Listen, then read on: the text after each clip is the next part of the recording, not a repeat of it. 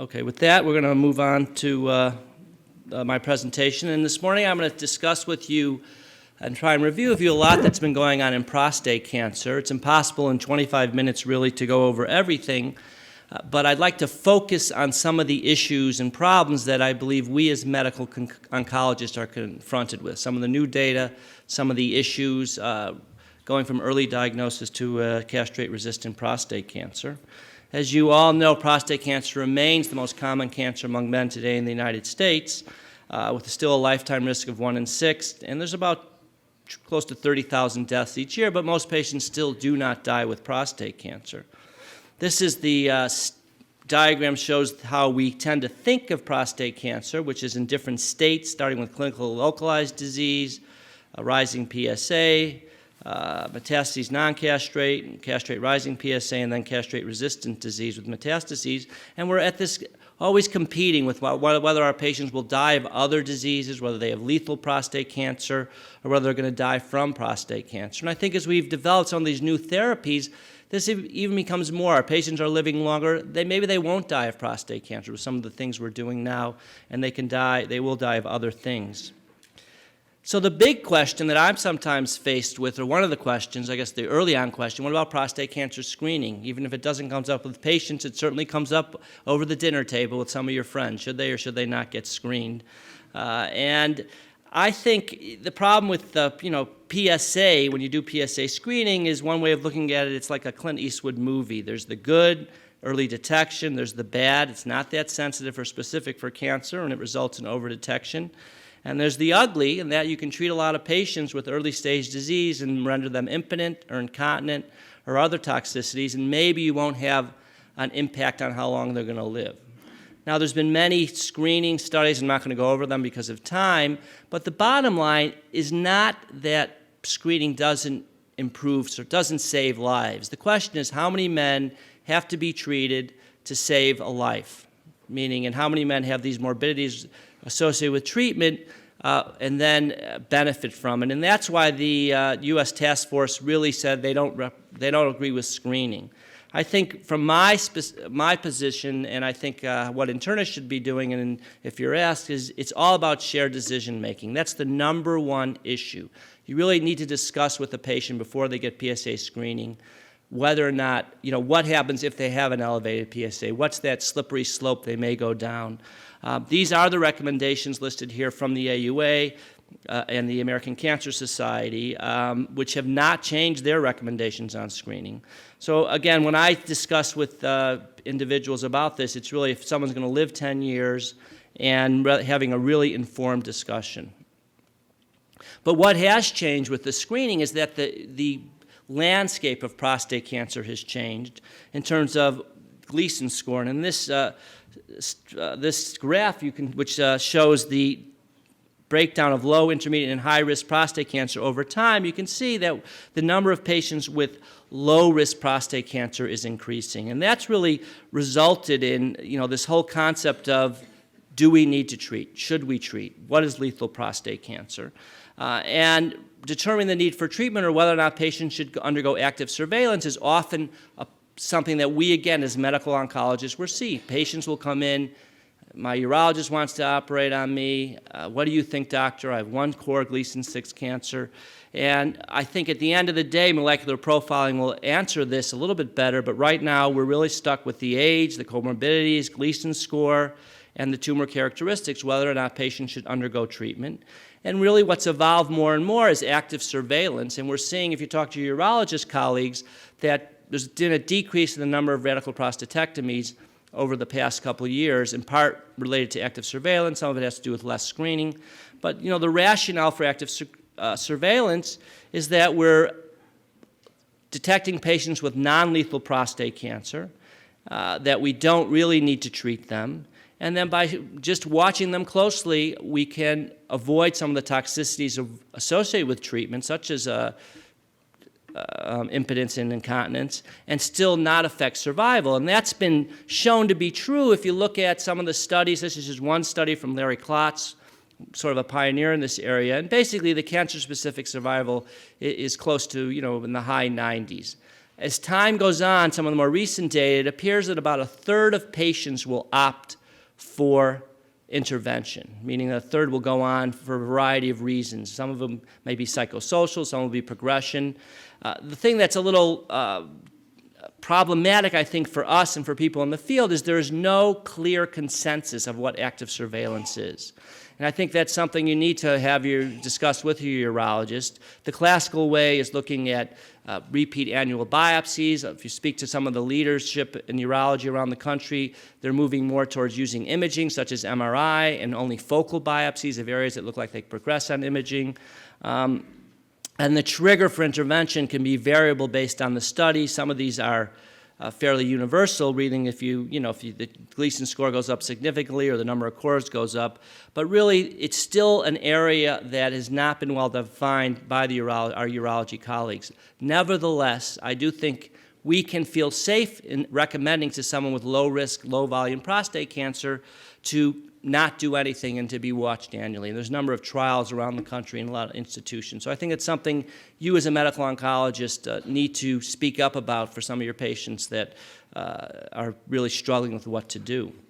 So what's new in prostate cancer therapy when you have prostate cancer? Well, there's targeting the androgen axis. Obviously, we'll discuss that. Immunotherapy, chemotherapy, bone-targeted therapy. And then I'm briefly going to discuss some of the more innovative approaches that are coming, and some are even here in clinical trials already, looking at molecular genetics as well as circulating prostate cancer tumor cells, or CTCs. Now, at ASCO this past year, there was the plenary session on the intermittent versus continuous androgen deprivation in basically hormone-sensitive metastatic prostate cancer, and that created a lot of controversy. This was a large study. Patients within 6 months of going on, or 7 months of going on therapy, they went on were randomized to continuous versus intermittent therapy. And basically, this was a non-inferior study, meaning trying to say that intermittent therapy was just as good or equal to continuous therapy, and there was a follow-up of 10 years. Now, what wasn't brought out, I felt, at ASCO was the design of this study, and because the study was designed back in the 1990s, there were things there that you might not do today. So, for instance, when you went back on therapy intermittently, it had to do with an absolute value of the PSA, not the PSA slope. So today, a lot of us will manage patients on intermittent therapy. If their PSA starts going up, 2, 4, 6, you say, okay, I think you better go on therapy. And there, it was in the teens when patients actually went back on therapy. So there was more of using PSA cutoffs to make clinical decisions. Now, whether that would have affected the outcomes is unclear, but I think you have to keep in mind that how this study is designed, I would encourage you to read the study design, isn't probably how most of you in this room practice intermittent androgen deprivation. Nevertheless, these are the data. These are what we're left with, and it's highly unlikely this trial will ever be done again. It took 15 years to accrual. And basically, it showed that the overall survival was inferior for patients with intermittent, or it was not non-inferior, which means it was inferior, I guess, 2 negatives, right? That's what they taught me in grade school. And continuous therapy had a slight increase. What was also interesting is increase in survival. It was interesting in patients with minimal disease. Again, you saw the continuous therapy had overall improvement in survival. But as I said before, perhaps that has to do is they let patients progress significantly with minimal disease to more disease on the intermittent arm versus the continuous arm. We'll never know. I think it's incumbent on everybody to discuss this trial with their patients.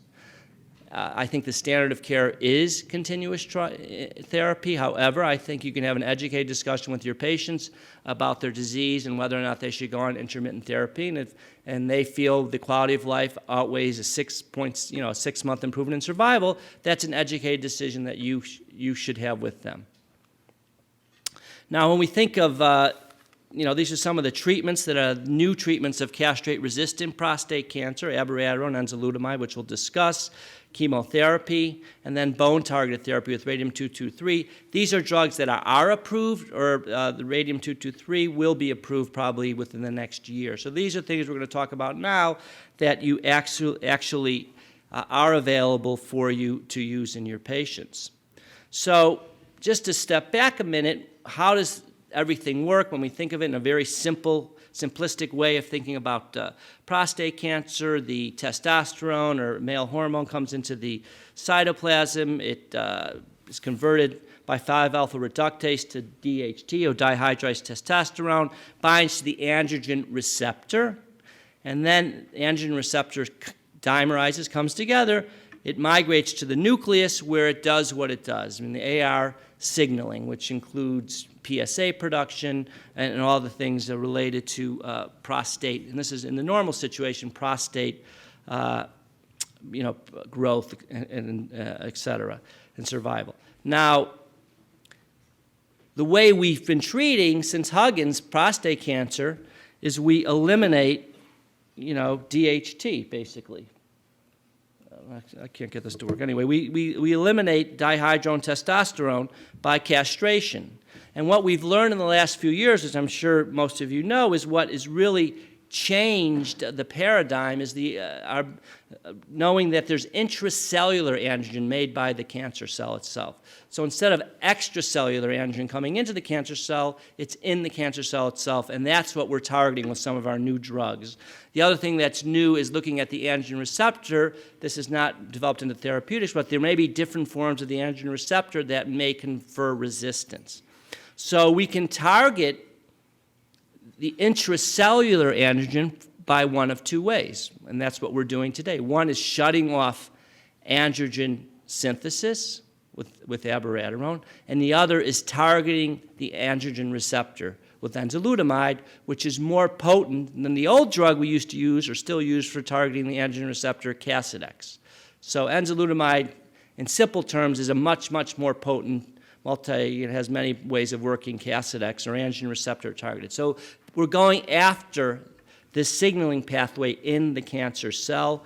This is just a simple view of cholesterol synthesis and highlighting CYP17, and abiraterone acetate is an inhibitor of CYP17, and that's really what shuts down testosterone progression. So the first study to show the efficacy of abiraterone was done in men in castrate-resistant prostate cancer after docetaxel therapy. Okay, you can imagine this is a patient population. Until this drug, we didn't have a lot of treatment options. And here you can see this is the updated survival curves that was just published in Lancet Oncology. The first publication on this trial was in the New England Journal of Medicine. And you should see that there's about a 4.5 month improvement in overall survival after chemotherapy. And we look at some of the secondary endpoints listed here: time to PSA progression, progression-free survival. Each was significant with hazard ratios of 0.58 and 0.67. So this drug worked very well. What's I think most important, and I really want you to remember this drug worked virtually in every type of patient, regardless of their age, regardless of their PSA levels, regardless of their LDH levels, ALK-Phos levels. I mean, these are a mixture of patients. You can see by this chart here, basically worked in everybody. So this is after chemotherapy. People are tending more to use it earlier on. It works after chemotherapy. Keep that in mind in terms of when you use it when we talk about sequencing. The next trial was the obvious one, I think, be obvious to all of us. Well, what about before chemotherapy? That was Cougar 302, abiraterone versus prednisone.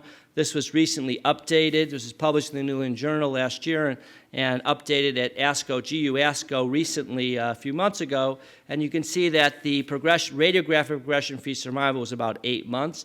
Actually, the overall survival was improved by about 4 months, but that did not cross the line that was set before the trial, the significance. This was the third interim analysis. It's not the final analysis, so it's probable that or possible that it will achieve overall survival. And you can see that there was, longer time to chemotherapy. Actually, these 69 to 29% are reversed, 69% decrease in PSA in the abiraterone prednisone arm. This is a very good drug. Many of you, I'm sure, are using it. These are some of the notable side effects, including fluid retention, hypokalemia, hypertension are probably the big three things you need to look at and be concerned about when you're patients, and also be worried about drug-drug interactions. But this is a great drug. Sure, Our patients want it. We're using it. I'd say the one negative about this drug is its cost and availability to patients, but that's a topic for another time. The other drug is enzalutamide, which I said earlier just targets the androgen receptor, and this is a similar study to the Cougar 301 study, showing that there was an improvement in overall survival in patients after chemotherapy with docetaxel. Again, it's a very similar data. It's about 18.4 months versus 13.6 months, a 37% reduction in death. So another drug, slightly different toxicities, some concern about seizure disorder. There's a second generation enzalutamide that's going through clinical testing now that may come on board in a few years possibly. This again shows you some of the secondary endpoints. Time to PSA progression was much better, and radiographic progression-free survival. After chemotherapy, this drug was very efficacious.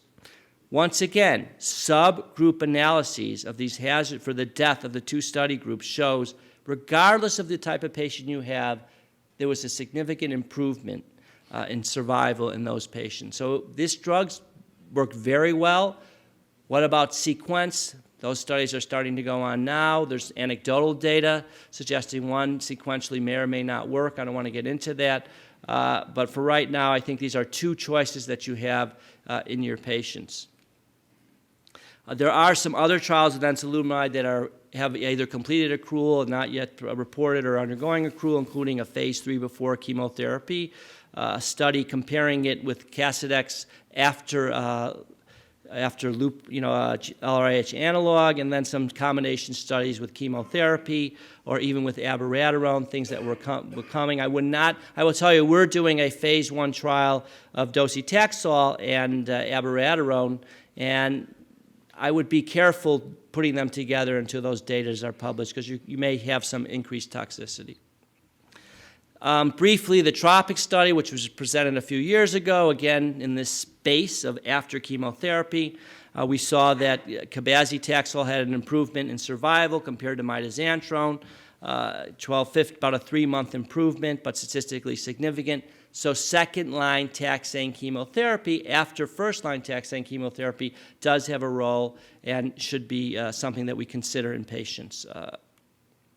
What about immunotherapy? Again, these are data that have been presented, so I'm not going to go into great detail. Most of you are aware of Provenge. There's a number of new approaches that are ongoing, including blockage of CTLA-4, blocking PD-1 and PD-L1 ligand, which I'm sure you heard about earlier in lung cancer, monoclonal antibody targeting. So there's a lot of things going on in the immunotherapy arena, and what we're FDA approved, obviously, is Provenge, based on this study, the IMPACT trial, which again had a 4-month survival in patients with minimally symptomatic castrate-resistant prostate cancer. So Provenge, I think, is something that is available and should be used in select patients. I don't think it's for everybody. We can talk about, perhaps in the discussion, who should get Provenge, but I do think it has been shown to improve survival, and there's certainly some of our patients that would benefit from it. And then finally, the drug that's not yet approved is a bone-targeting drug that showed an improvement in survival, and that's radium-223, which naturally targets new bone growth in and around bone metastases.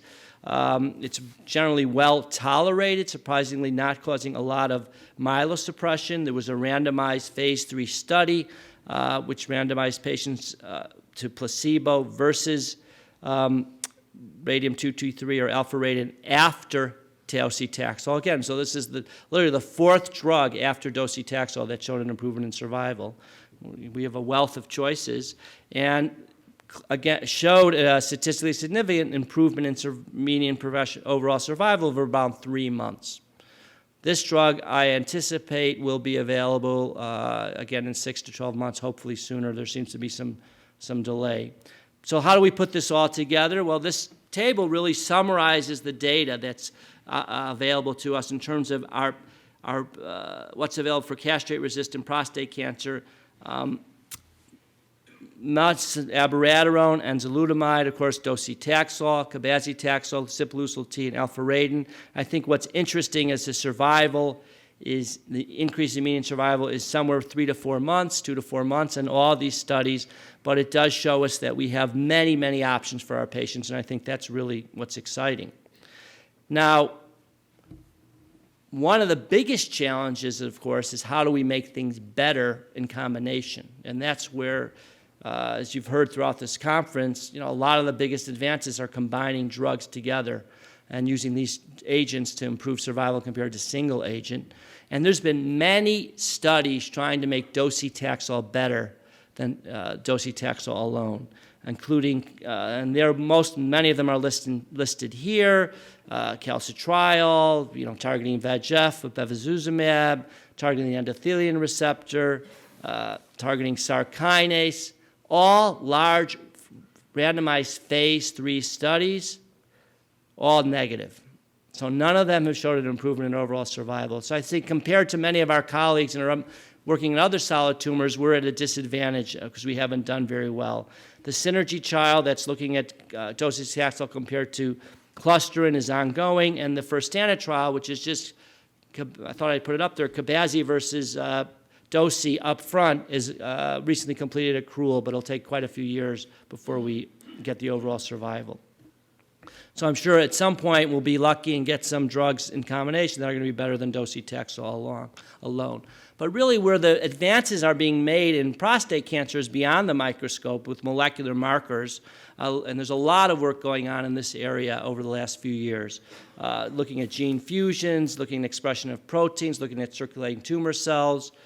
Briefly, what we are developing is a molecular classification of prostate cancer based on gene expression, which is all good and interesting, except for those of us in the front line, clinicians, what can we use to treat our patients? I think that's what we're most interested in. And I think what's coming down is there are a number of targets that we possibly can use to treat patients. And some of them are listed here, including their frequencies. P10, maybe a PI3K inhibitor, because P10 deletion will activate that pathway. RAF fusion, we have a RAF inhibitor that's available. So many centers are now moving into the area of doing targeted biopsies, and based on that, treating the mutations that you find. That's part of the 2 Stand Up to Cancer grants that were recently funded. We're doing it at our institution. And I think, although this will not be happening soon in the community, I think this is where we're going. One area I'd like to highlight is what we're doing at Weill Cornell, neuroendocrine prostate cancer, or what we call sometimes anaplastic prostate cancer, where we identified a few years ago under the work of Misha Beltran, aurora kinase amplification, and we basically just opened this week a multi-institutional phase 2 trial of an aurora kinase inhibitor for Millennium for patients with this rare type of prostate cancer that some of us think are getting more common as time goes on. But basically, we're targeting an abnormality that we're seeing in patients. Likewise, we have another trial that we're looking at circulating tumor cells. Basically, it's a phase 2 trial, randomized phase 2 trial of docetaxel versus cabazitaxel, looking for whether or not an early switch of these 2 drugs may be beneficial. It's called the Tax Synergy trial. It just, again, recently opened. But I think what's interesting in this study is built into the study are 5 different time points looking at molecular analysis of circulating tumor cells to see if studying circulating tumor cells may actually improve your ability to identify which patients will respond or be resistant to prostate cancer. What about bone-targeted therapy? Well, I think one study that has been overlooked in terms of its, maybe it'll be better presented at ASCO, is coming up, but was not highlighted at ASCO GU, was CLTB 90202. And I think this is a really important trial. This was the concept that let's give Zometa to patients who are metastatic prostate cancer to bone on first-line hormonal therapy, first-line androgen deprivation therapy. So in this trial, patients were randomized to Zometa versus no Zometa. These are newly diagnosed patients. They're not castrate-resistant. They're castrate-sensitive, to see if you can decrease the number of skeleton-related events. And myself, as I'm sure many of you, over the years have given Zometa to those patients. They have a lot of bone metastases. You put them on Lupron-C, I better give you Zometa too because you may fracture your bone. Well, this was a negative study. And there was actually no difference in the, this shouldn't be overall survival, I'm sorry, there's no difference in skeletal-related events, meaning that when you're hormone naive, getting Lupron or equivalent therapy, there is no indication for Zometa just to prevent skeletal-related events. Now, if you have a patient that's osteoporotic and you want to treat them with an oral bisphosphonate because you're worried about fracture, that's a possibility, but certainly not using this. The other drug that we're all familiar with, I'm sure is being used in many of your practices, denosumab, which targets the RINK ligand pathway. This study was this drug was compared to zoledronic acid and showed that there was a decrease in the number of skeletal-related events. I think it's what led to the wide use of denosumab around the country. I think another study that we'll probably hear more of was in patients without bone metastases. This was a smaller study, and it actually improved bone metastases-free survival, bringing up this concept maybe a bisphosphonate can decrease your risk of developing bone metastases, but that's still not proven.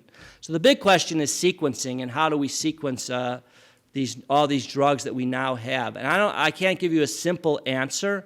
I think you have to do it patient by patient and look at them, and don't think because if a patient's progressing that you should not use chemotherapy. I think there's a trend towards not using chemotherapy when it needs to be done because you have abiraterone or because you have enzalutamide, and you should try one and then the other and then chemo. I think you have to do patient by patient, look at them, and patient that you think are going to benefit from chemotherapy. As I pointed out earlier, those drugs work great after chemotherapy. So sequencing should be individualized based on the patient and a discussion. So finally, this is, again, the prostate cancer clinical states model. It's a little bit more detailed. I think we have many, many different choices available to us, as shown here, all the drugs we've spoken about. I think it's up to us as the medical oncologist to help guide our patients and make the decisions in terms of what drugs they should get. And I think understanding prognosis and disease assessment, using molecular markers in the future to really figure out where we're going, what to use, that is where we're going to be heading. And I think in the next few years, more and more of that will be coming out, like we see in some of our other cancers like colon cancer, where we're going to help guide us basically looking at the tumors. Thank you very much.